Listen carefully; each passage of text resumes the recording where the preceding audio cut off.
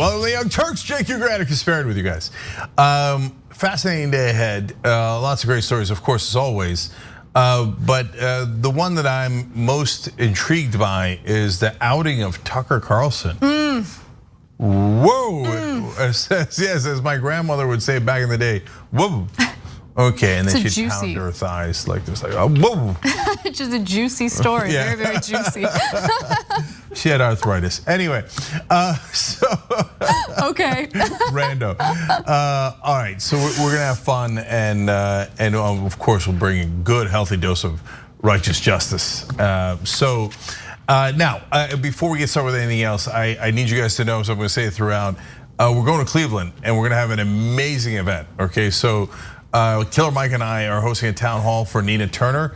We can see you guys there. We want a live audience there. Go to tyt.com/events and sign up for it. We would love to see you there, and I think it is going to be bananas. And we haven't done an event in person in about 2 years, or it feels that way, or a year and a half or so. So it'd be great to see you guys out there, and that's going to be as good as it gets on economic justice. All right, Casper, what do you got for us today?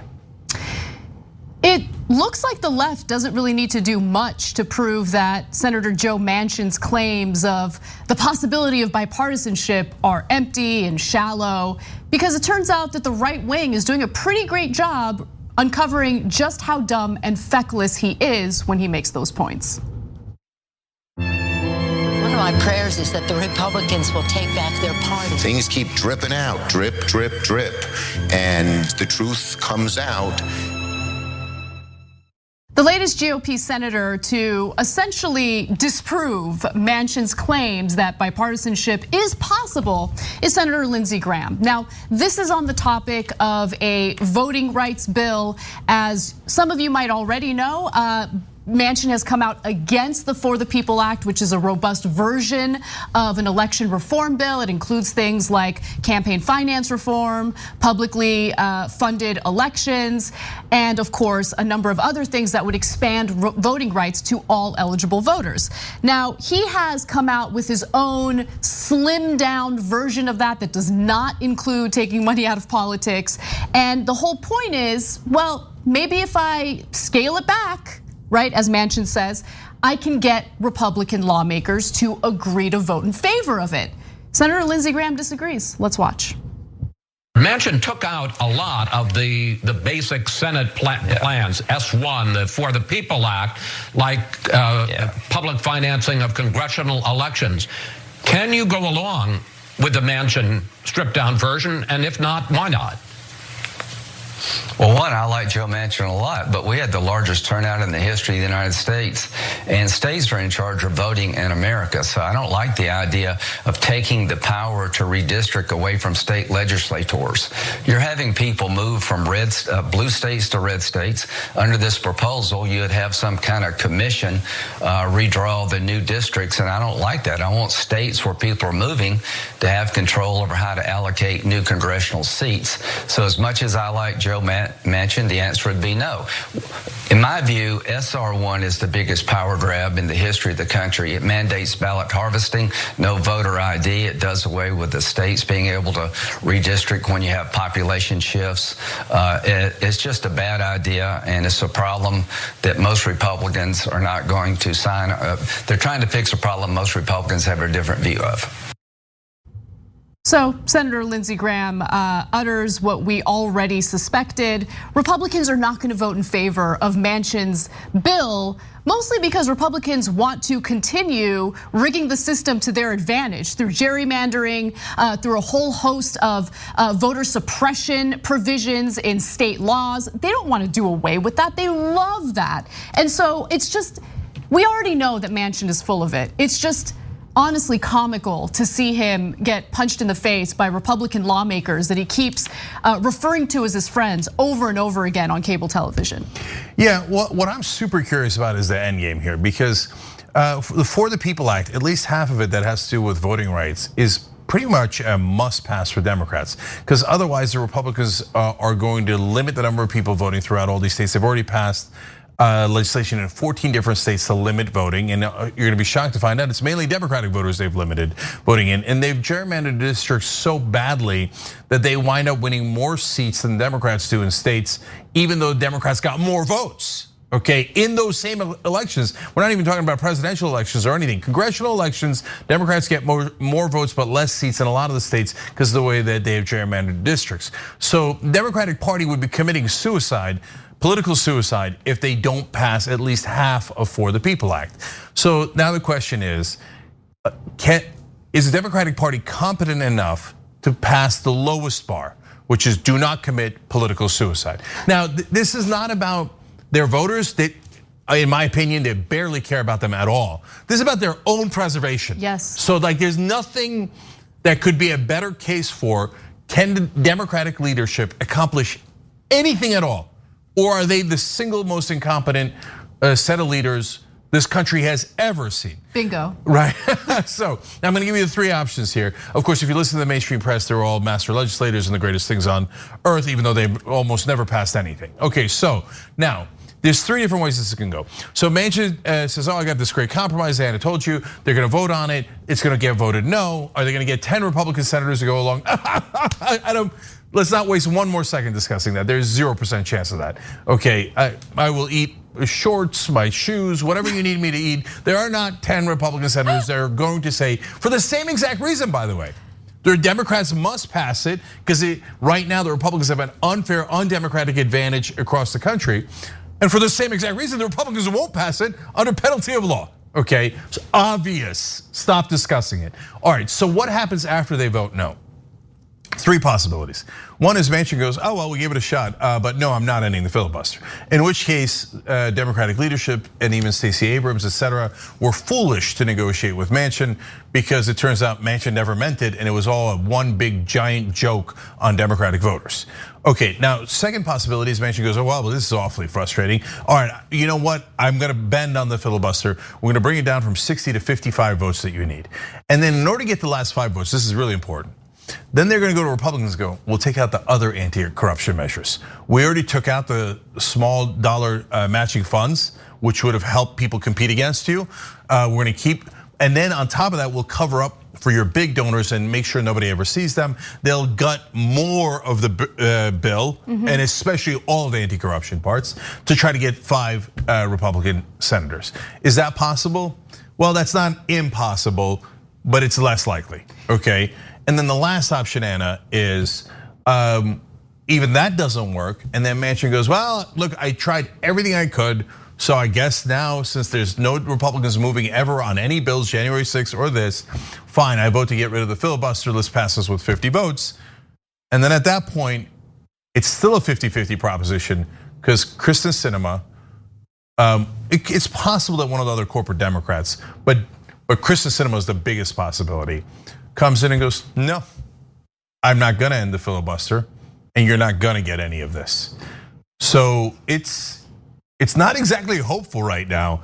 And I'm not sure that any DC reporter or even a lot of Democratic politicians understand that that's the dynamic at hand. They're not gonna pass any bill. I think even if Manchin agrees to reform the filibuster, so you only need 55 votes rather than 60 in order to pass the legislation, it's still very, very likely, or unlikely, I should say, that Democrats will find 5 Republicans that will vote yes. Because remember, Republicans, of course, have an issue with the anti-corruption provisions in the bill.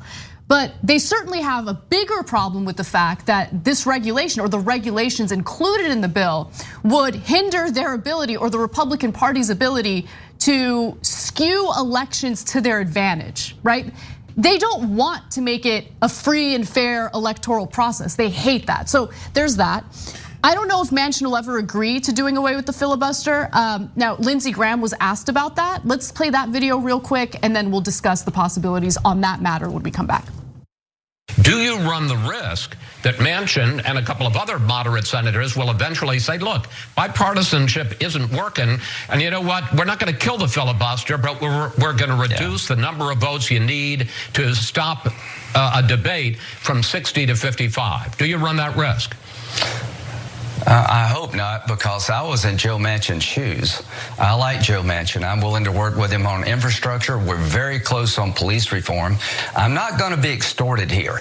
I'm asking no more of my Democratic colleagues than I ask of myself. It was very unpleasant to be beat on every day by the President of the United States, President Trump, and his allies to try to change the rules in the Senate to have their way. I said no because it's bad for the Senate. I hope these Democrats understand it's bad for the Senate to change the rules, and I don't want to be extorted. I've got to give 2 or 3 things before they will not change the rules. I don't like that at all. I didn't do that to them, and I wish they would not do this to me. They didn't have to worry about the filibuster because they passed the Trump tax cuts through reconciliation, and that was all Republicans really wanted. They wanted more tax cuts for the wealthy, for corporations.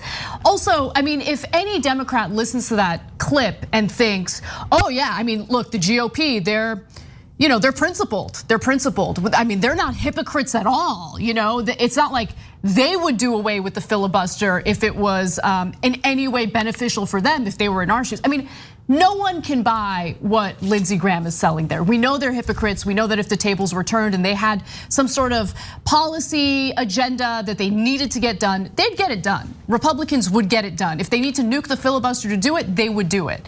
But look, they're not going to pass any type of election reform bill, period. They're not going to get any Republicans to sign on to it. I think what you bring up about Kyrsten Sinema is absolutely correct. I think that she's gonna serve as an obstacle to this, and she has no problem with how it affects her standing in polls. I mean, after she voted down a $15 an hour minimum wage, she remained defiant about it, even though it hurt her among her own constituents. Well, actually, it hurt her so much, both among her constituents and the Democratic Party in Arizona, that it feels like she's acting like she has nothing left to lose in the Democratic Party, so she might flip to Republican or Independent. When I suggest that, I know people go, "Oh no, Sinema would never do that." Even good folks, smart folks who cover this, no, you're wrong. She would do that. And that's a very, very real possibility. And she's shown every indication she's headed in that direction based on her votes, non-votes, etc.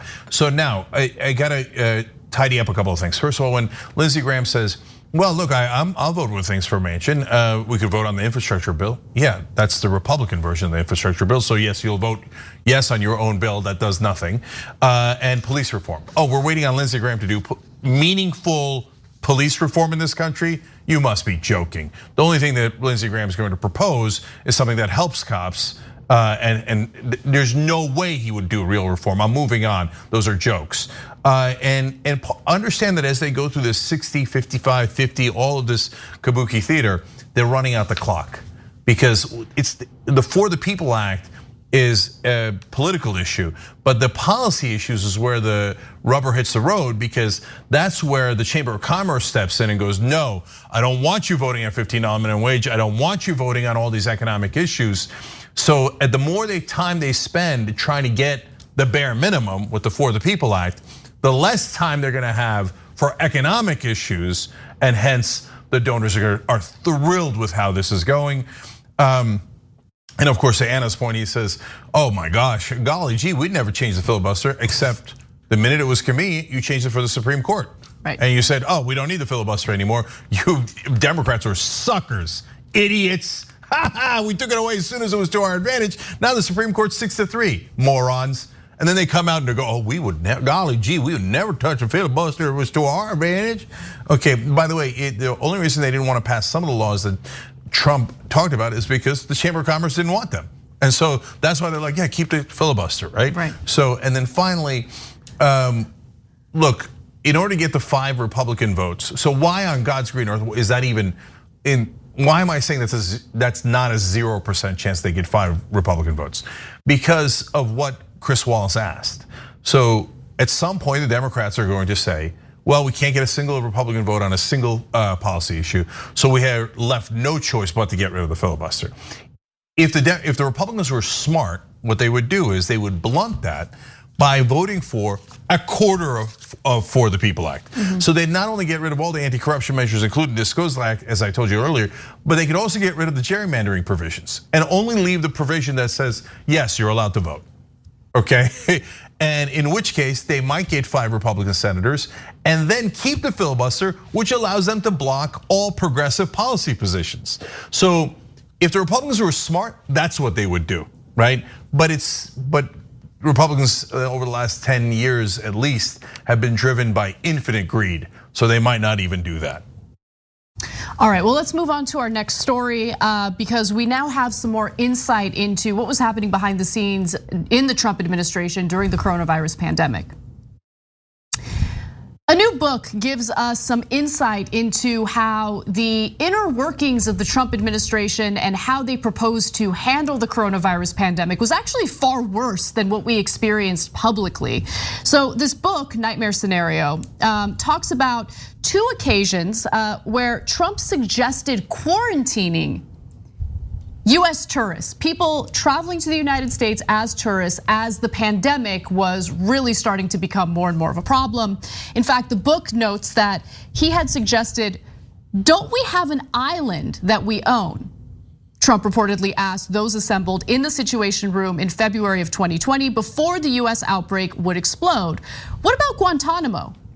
We import goods, we are not going to import a virus. He suggested that tourists in the United States should be sent to Guantanamo Bay. That's what he suggested, not once, but twice. That's what he suggested. Yeah, by the way, when we were discussing Guantanamo, and we've been discussing it ever since it's been open, we told you that one of the problems is, in fact, the principal problem is not how we're treating those detainees, which is awful enough. There's been torture, and remember, the majority of them were innocent. They were gathered up for bounties. Some of them turned out to be, like Khalid Sheikh Mohammed is actually one of the top organizers of 9/11. But the majority of them, we decided later, oops, they're innocent. Some of which we've let out, and some of which we still haven't let out. Exactly. Right? So when we said, look, that's, even though that is atrocious, that's actually not the number one problem. The number one problem is we've set up a lawless area that we control through martial law, right? So the military controls a piece of land in Cuba where we say no law applies. And so when you do that, can you put American citizens there? Well, yeah, of course you could, because the law doesn't apply. So, and now you had Donald Trump, Republican president, considering putting American citizens there. And then if you complain, well, sad day for you. There's no law there.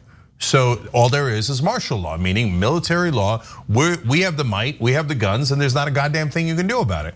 And so, look, as you see that piece and 1,000 other pieces, Trump was such a maniac that huge parts of his government would often ignore his questions, like commands, directives. They'd just be like, no, the guy's a maniac and we're not gonna do that. We're not gonna imprison American tourists in Guantanamo Bay, so let's move on, right? It's insane.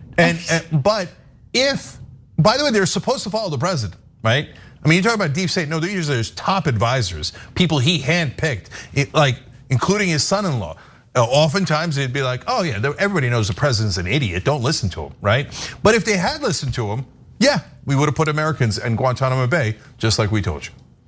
No, I mean, we saw a little of the lunacy, right? And I say a little because the details in this book make it abundantly clear that his suggestions in combating the virus was even worse than we experienced publicly. I mean, the guy suggested injecting disinfectant in order to fight the symptoms of COVID. He did that in a press conference, and I thought, oh, it can't get any lower than this. But suggesting that US citizens be held in Guantanamo Bay rather than allowing them back in the United States if they've been traveling is insane. It's absolutely insane. And also, look, the very people who had issues with, and rightfully had issues with the way that Obama handled foreign policy, how Obama promised to close Guantanamo Bay and then proceeded to do absolutely nothing about Guantanamo Bay, left it open, right?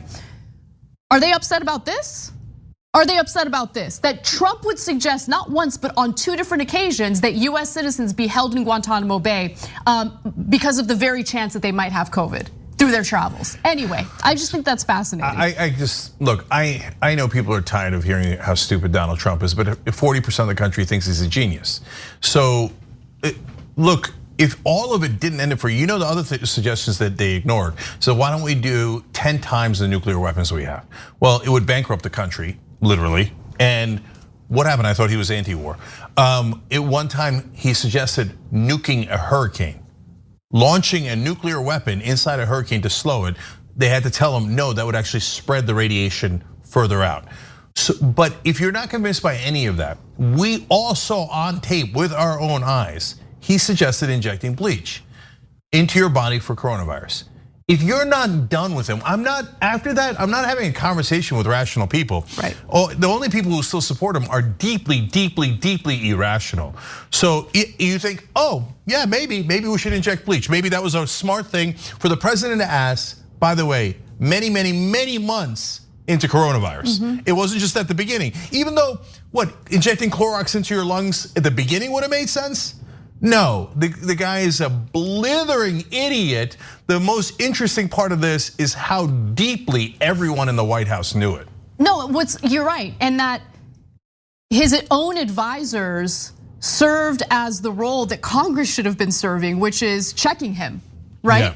I would have never guessed that was going on in the White House because of all the public stupidity that was going on. But no, apparently privately, he had advisors that were keeping him away from some of the most insane suggestions. Another one is this. Remember, he loves putting incompetent people in charge of incredibly important efforts. So he was upset about testing because the more people get tested, the more you find out about cases in the United States, and high case counts made him look bad. So he said, testing is killing me, Trump reportedly exclaimed in a phone call to then Health and Human Services Secretary Alex Azar on March 18th, yelling so loudly that Azar's aides overheard every word.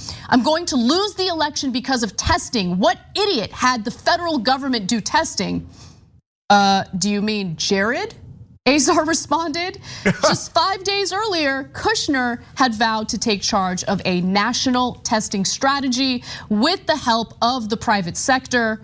And he was furious about that. This was gross incompetence to let the CDC develop a test, Trump reportedly said as he berated Azar. He just didn't want people to know the truth about how widespread COVID had already been at that point.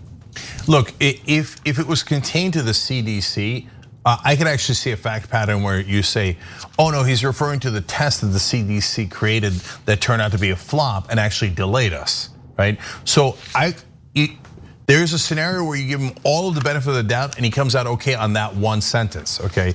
But guys, he didn't just leave it at that sentence. He said, why are we doing testing at all? We shouldn't be doing testing because it's killing me.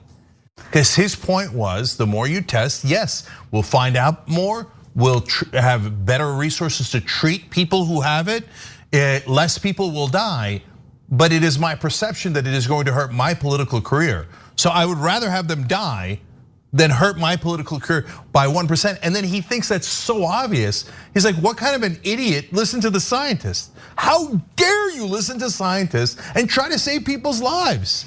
And by the way, look, we're always fair. I laughed out loud upon rereading the Jared Kushner line of, it was Jared, sir, right? Yeah. But if you're being fair, actually give a little bit of credit to Jared Kushner because he actually pushed for testing, which is the correct thing to do if you want to save lives. Right. And then Trump is furious at him. He's like, Jared got it right finally? God damn it, I can't fire him. God, can you imagine that guy as your father-in-law? I mean, I'm not making any excuses for Jared Kushner. He's awful in his own ways. But to your point, Cenk, there was something else going on behind the scenes that we're now learning about, because while the Trump administration would have American citizens believe that wearing masks is ridiculous, remember they turned it into a huge culture war issue. Behind the scenes, Jared Kushner was trying to secure masks for Americans and was furious when there were delays in obtaining the masks. So these are the last two graphics. As Dan Diamond at the Washington Post writes, HHS Emergency Preparedness Chief Robert Kadlec, who had overseen the purchase of 600 million masks, took the plan in late March to Kushner, who exploded in anger, throwing his pen against the wall in frustration when he learned the masks would not arrive until June. You effing moron, Kushner reportedly said, we'll all be dead by June.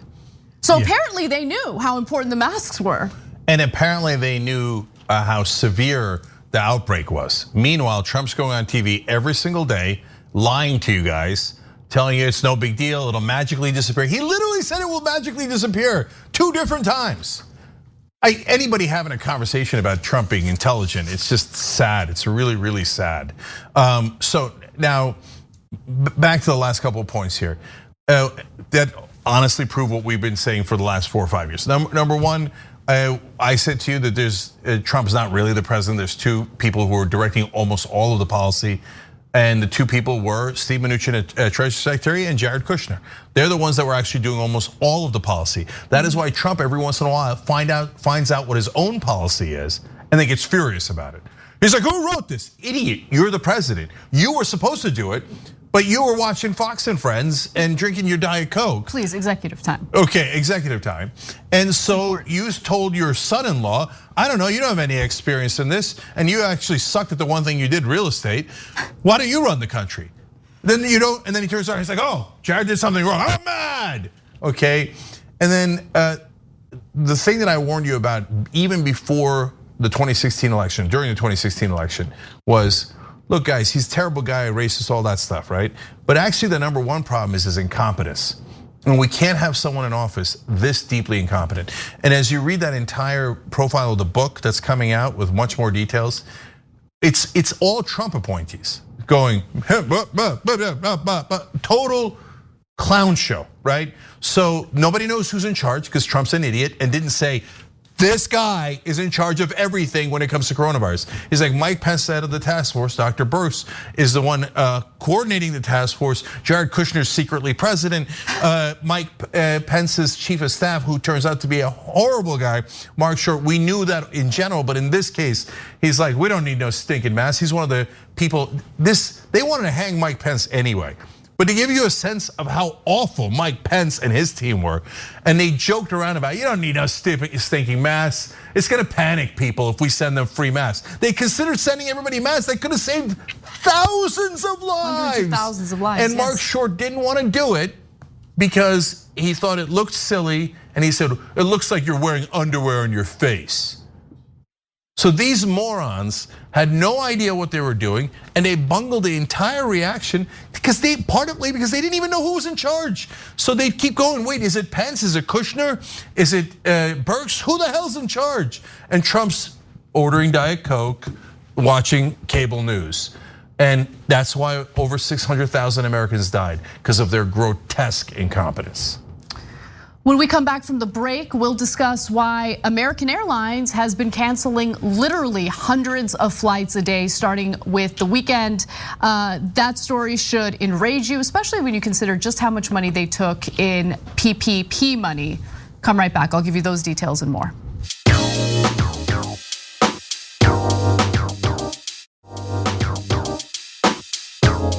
All right, back on TYT, Cenk and Anna with you guys, and of course you guys. So Matt Cockrell wrote in on YouTube Super Chat and just said, if Biden wants to be FDR, he has to come out against the filibuster. This isn't difficult, LOL. Yeah, and seriously. it really is LOL. Like the press never bothers to ask about it anymore. We're always talking about, oh, what's Manchin gonna do, what's Manchin gonna do? Joe Biden's current position is that he's in favor of the filibuster.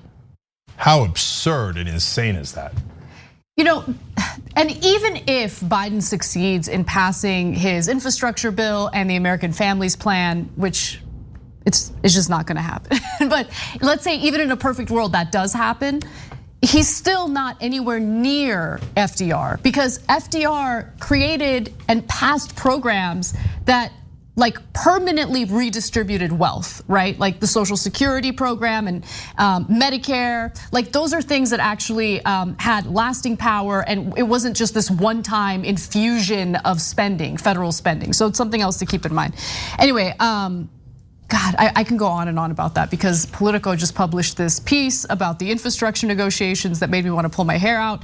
We'll talk about that in more detail tomorrow. But can I just say, Matt, that's why I love doing this show with you guys. You're the smartest audience. You noticed something that the entire mainstream media missed. Yeah. It's amazing, so thank you. All right, Casper. Let's talk about American Airlines. American Airlines has decided to cancel hundreds of flights. This all began over the weekend. They're planning on canceling hundreds more per day as a result of their labor shortage. I mean, it's one of the reasons that they cited, which is pretty infuriating when you consider the fact that they decided to furlough or lay off as many as 30,000 of their employees after taking quite a bit of money in federal aid during the coronavirus pandemic. Now, according to CNBC, about 6% of the airline's mainline schedule, or 190 flights, were canceled on Sunday, and that's according to the flight tracking site FlightAware. An internal company list showed about half of those were because of unavailable flight crews. On Saturday, about 4% of its mainline schedule, or 123 flights, were canceled, and 106 were canceled on Monday. So the company is projecting to cancel more flights moving forward, about 50 to 80 flight cancellations per day going forward. And I want to read the reasoning from their spokesperson, Shannon Gibson, because we need to debunk, or at least analyze the reasoning that they're giving, right? So Gilson, the spokesperson, says this: the first few weeks of June have brought unprecedented weather to our largest hubs, heavily impacting our operation and causing delays, canceled flights, and disruption to crew members' schedules and our customers' plans. And that is true. There have been some weather conditions that have impacted some flights, but the main reason that they give has to do with the labor shortage. They say that, combined with the labor shortage some of our vendors are contending with, and the incredibly quick ramp up of customer demand, has led us to build in additional resilience, and certainly to our operation by adjusting a fraction of our scheduled flying through mid-July. So yes, flights and travel has ramped up, right? People are getting vaccinated, knock on wood, thankfully. And so they want to travel, they want to see their families, they want to go on vacation, they want to get out of their houses. This is something that the airline industry should have expected, and I would argue that they did expect. But even though they took, American Airlines specifically, $5.8 billion in PPP money through the CARES Act, and then an additional $3.8 billion from Biden's COVID relief package, they still decided to lay off 30,000 of their employees. And so when you do that, what do you think you're communicating to your employees? That includes flight attendants, pilots, all of that. You're communicating that even though you're gonna take tens of billions of dollars from the federal government in aid, you still see your employees as disposable. You'll get rid of them, you'll furlough them, you'll lay them off. And when employees feel disposable, what do? They might look for other work. This is happening with the restaurant industry as well. So I think what we're experiencing with labor shortages right now is this rebellion against some employers who have consistently communicated to their workers that they mean nothing, absolutely nothing to them. Yes, look, there could be some weather issues. Is that in any way the real reason for them canceling the flights, etc.? No, come on.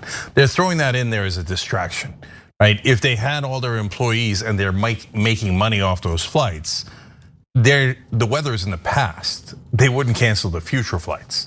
So it's a very weak sauce excuse. The real heart of the issue is the employees. But there's a second issue here. Look, you've got the usual stuff that Anna referred to. If a small business took like $10 more than it should have, and it laid off one employee, it'd be in a world of trouble, right? Giant companies can lay off tens of thousands of people. Nobody's gonna do accountability, okay? That isn't it. Like, there's no way that's gonna happen. And so, but the second issue is wages suck. And so people are now reluctant to go back in, especially if they don't have another way to care for the kids, right? And look, if you get a babysitter in most areas, or you have to do daycare or something along those lines, and almost everybody has to. Even if your kids are going to school, they get out at 2 o'clock. You don't get out till 5, 6 o'clock, right? So you need to have some sort of daycare, right? That'll eat up one of your income. Then you're like, wait, why am I going back to work? Might as well stay home. Might as well stay home, and at least I'm with my kids, right? And at least I don't have to bust my ass and this and that and all this stuff, right? Because the wages are so ridiculously low that it provides a disincentive to go back in. And the answer that corporate Republicans and Democrats have is maybe we should cut their unemployment earlier and quicker. And no, the correct answer is higher wages. And look, the good news is that now these companies are hurting so much for employees. When I was in Colorado a couple of weeks ago, there were signs everywhere on McDonald's, Taco Bell, $15 an hour. I saw one that said $18 an hour. They're like, please, please work for us. Yeah, finally. And even then, it's not enough. Yeah, I mean, it also, I hope, makes workers understand the kind of power that they really have. Because these companies are not profitable without the hard work of the employees. They're the ones who generate the revenue and the profits for the employers, for the corporations. They get treated like crap. They get told that they're disposable the minute that there's a crisis. I mean, the whole point of that federal aid was to prevent these companies from laying people off in the first place, right? And so when you look at the airline companies and the giant infusion of cash that they got through the various bills that were passed during the coronavirus pandemic, it's frustrating to see them. By the way, American Airlines was one of the companies that was trying to get its employees to engage in voluntary work because of their labor shortage.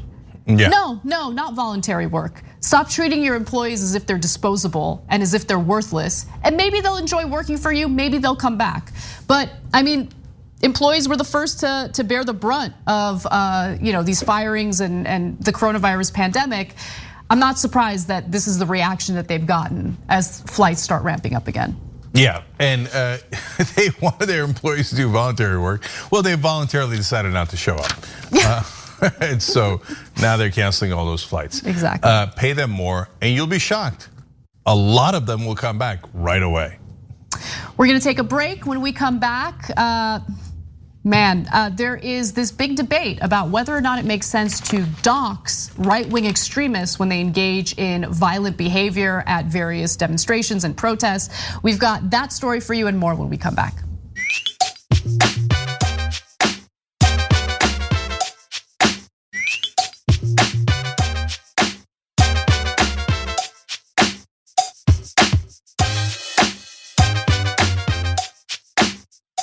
All right, back on TYT, Cenk and Anna with you guys. Forward.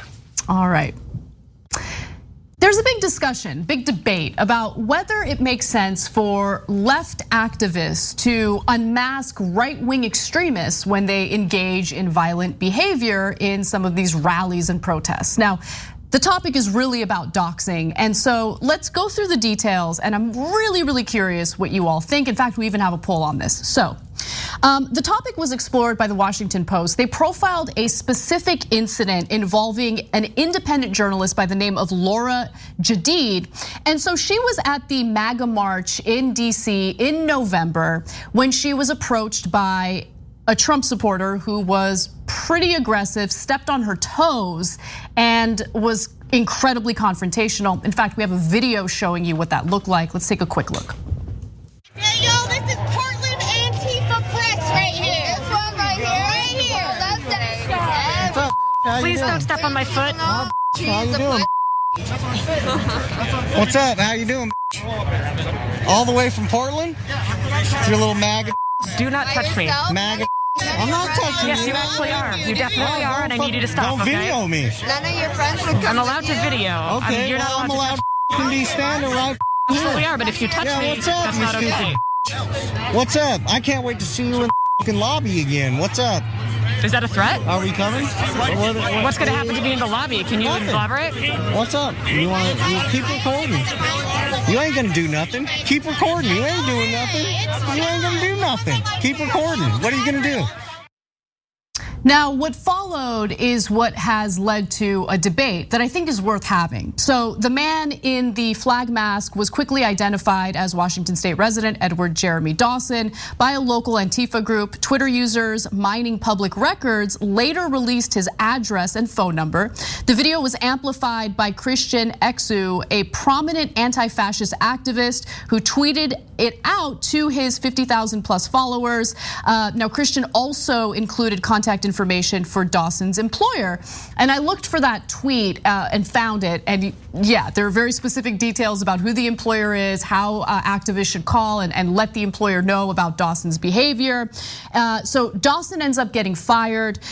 Dawson's wife, Michelle, also uploaded a tearful self-shot video to Twitter announcing his firing. And later that month, she was asked to hand in her vest and badge at a Walmart in Battleground, Washington, where she worked as an online order fulfiller.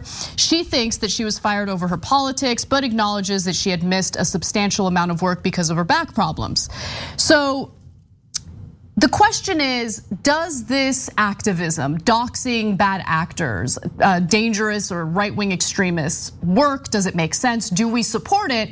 And I think this is a perfect topic for TYT Supreme Court.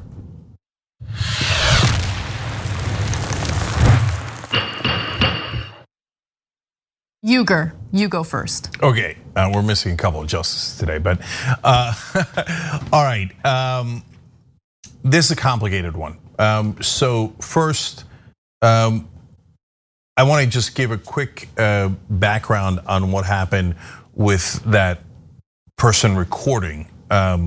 She then went back to her hotel room, but they were staying in the same hotel. That's why I had that reference to seeing her in the lobby, right? And she said she locked her door, deadbolted it, but couldn't sleep all night because she knows they're in the hotel and that, according to him, they're looking for her. Imagine how frightening that is. So keep that in mind as this guy cries about, oh my God, I'm worried about my safety. Well, you weren't worried about her safety, right? Now, and at the end, by the way, when they asked him, do you think you did something wrong? He said, the only thing I did wrong was not keeping the mask on, meaning so that he could be identified, not because of coronavirus or anything along those lines. So he's saying if I wasn't identified, I could have bullied and intimidated her and gotten away with it. So I have no sympathy, zero for the Dawsons, none. Okay, having said that, what is doxing? So is revealing someone's name doxing? No, that is not doxing. So now sometimes people in the mainstream media cry about it, people in the establishment cry about it, sometimes right-wingers cry about it. Oh my God, you know the guys who cry about it the most? Corrupt politicians. You let people know who I was taking $1 million from in a legalized bribe. You doxed them. No, that's not doxing. We said, yeah, that's Charles Koch, that guy, as an example, right? Or Robert Mercer gave you the money. That's the guy you work for. But that's not doxing, that's called information. And that's called basic reporting. So I don't mind their names being out at all. But giving out the address and the phone number is different. And so is the employer thing. I think the employer thing is really hard, and I'm not super clear about what the right thing there is, and I'm curious what you think. But to me, as despicable as that guy was, I vote no, do not give out the address and phone number. I think it's a bad policy idea everywhere. Next thing you know, everybody's going to one another's houses. By the way, the right wing is more violent than the left wing by a lot. So you start a pattern and precedent of giving out people's addresses and phone numbers. I can't see any way that doesn't turn into a disaster. So I vote that no, you should not do that type of doxing, and which I think is actual doxing. So I think that what we're seeing with the doxing is the type of vigilantism that happens when our institutions are failing us, and our institutions are failing us. I mean, there's no doubt about it. First of all, I mean, from beginning to end, you see failure in our institutions. Number one, the Dawsons, while I certainly don't feel too much sympathy for them given what they've engaged in, I mean, they both didn't finish high school, right? Like our public education system certainly failed them. They're both working pretty terrible, well, were working pretty low-paying jobs. I know that he was a steel worker, but without even a high school degree, how much could he possibly be making as a steel worker? She was working for Walmart. You know how Walmart pays its employees. So there's the lack of action in Congress when it comes to ensuring that people have like normal, stable lives and are able to provide for themselves. I know that his wife, Michelle, for instance, had no interest in politics, felt like politics was not a place for her. She didn't follow it. She felt like politicians had no interest in doing anything to better her life. She became radicalized in the right wing thanks to Donald Trump, because Trump, in a very hollow and obviously deceptive way, pretended to care about their issues, right? So that's what radicalized them to the extreme right. The fact that Congress as an institution has failed us when it comes to regulating social networking platforms, which literally have algorithms that uplift content that radicalizes people in the worst possible way, spreads fake news in the worst possible way. Congress has done nothing about that. Congress has done nothing about the fact that data brokers literally profit off of selling our personal information publicly. Our personal information, everyone's personal information is out there. Every single person in this country can easily get doxxed because our private data is constantly being sold by various platforms, by online merchants. I mean, it's just, again, failure from beginning to end. So do I feel bad for them?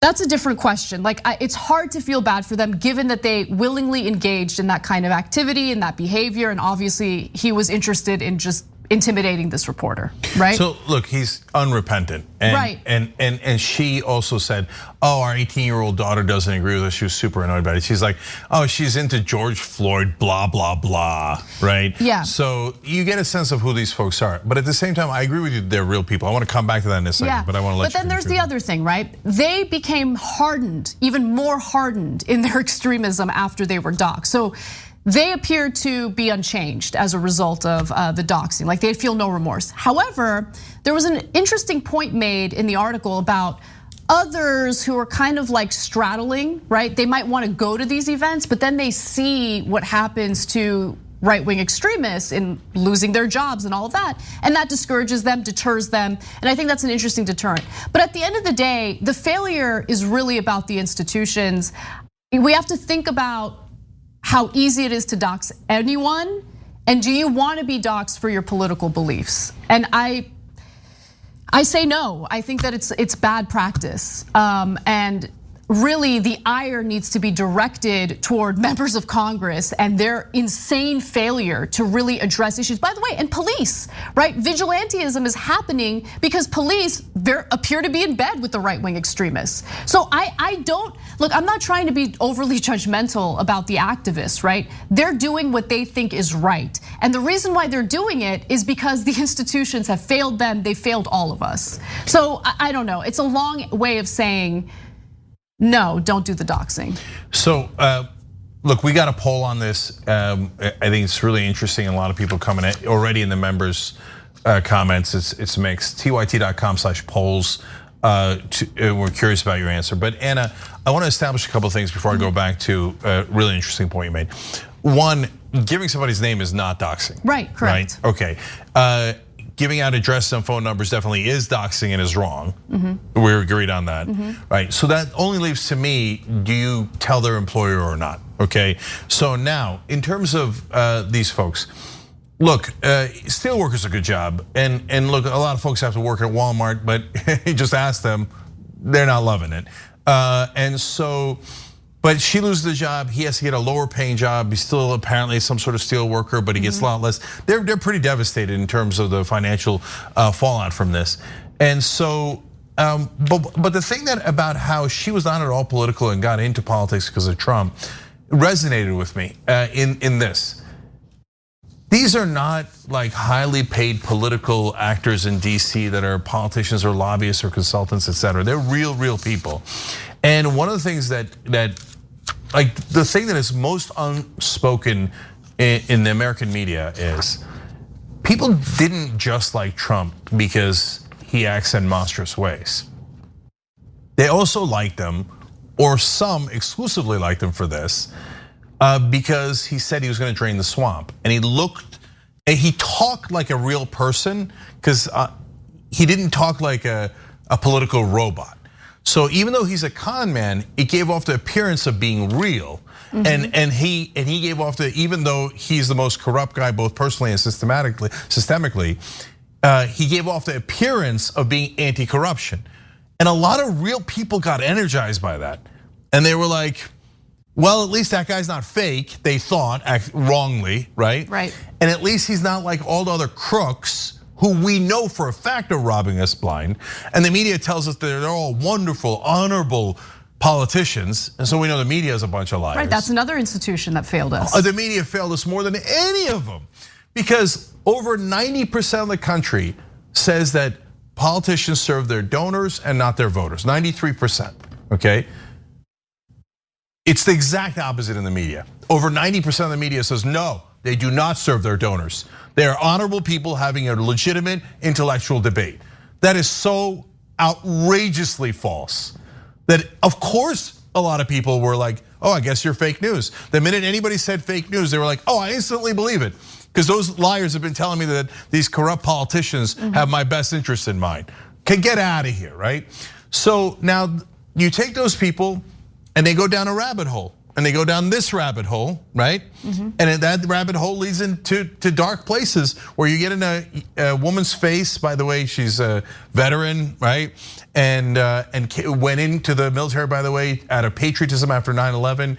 Got jaded by the war in Afghanistan. She served 2 tours in, and then became progressive. So you get in her face, you physically you step on her, you threaten her, and you're in this dark, dark place. So one, I got to fight against you. But 2, what's more important is what caused that cancer in the first place. Yes, exactly. So like the debate is about what Band-Aid we need to use, when in reality, the real conversation needs to be about the root of the problem. That's where I'm trying to, that's where I'm trying to focus, really.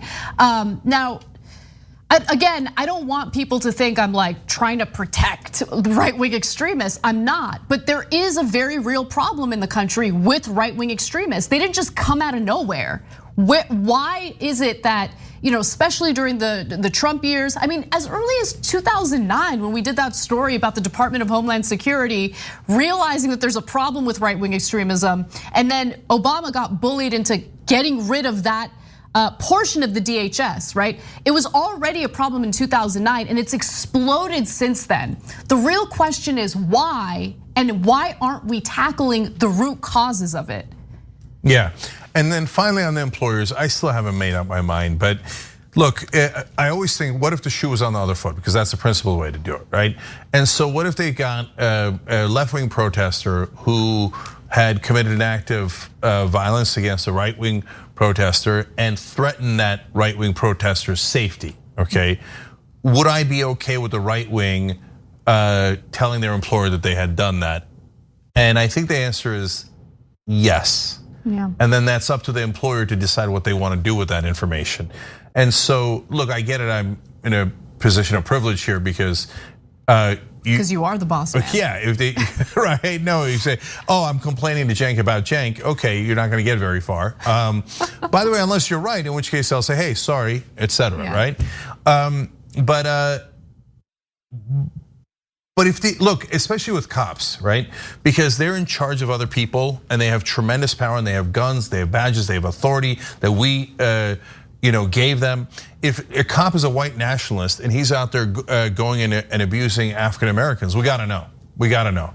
If there's a nurse or a doctor who doesn't believe in vaccines and is lying about taking a vaccine, etc., or threatening people when they're supposed to be taking care of people, we gotta know. So there's a lot of reasons why an employer knowing is important. It doesn't mean that everyone has to be fired, and we should be. Look, it's easy for me to say, I don't do this. That is not a tactic I use at all, right? But for the folks who do, use some care because these are real people, as abhorrent as these guys happen to be, and a lot of them happen to be.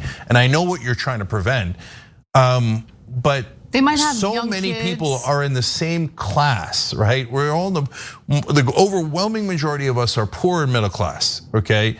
And they want us to fight one another. And so I know that some of those fights are unavoidable, and I engage in a lot of those fights, right? But at the same time, we should be mindful towards the long term, which is not getting someone who works at Walmart fired, but getting the politicians fired and getting the people in power fired. Because the little guy isn't causing the problem, even if they're acting this badly. It's the big guys that are causing the problem. When you got an issue and there's systemic injustice, don't look down, look up. All right, that does it for our first hour. For our second hour, we're going to do that juicy story regarding Tucker Carlson getting called out for who he really is behind the scenes. Don't miss it, we'll be right back.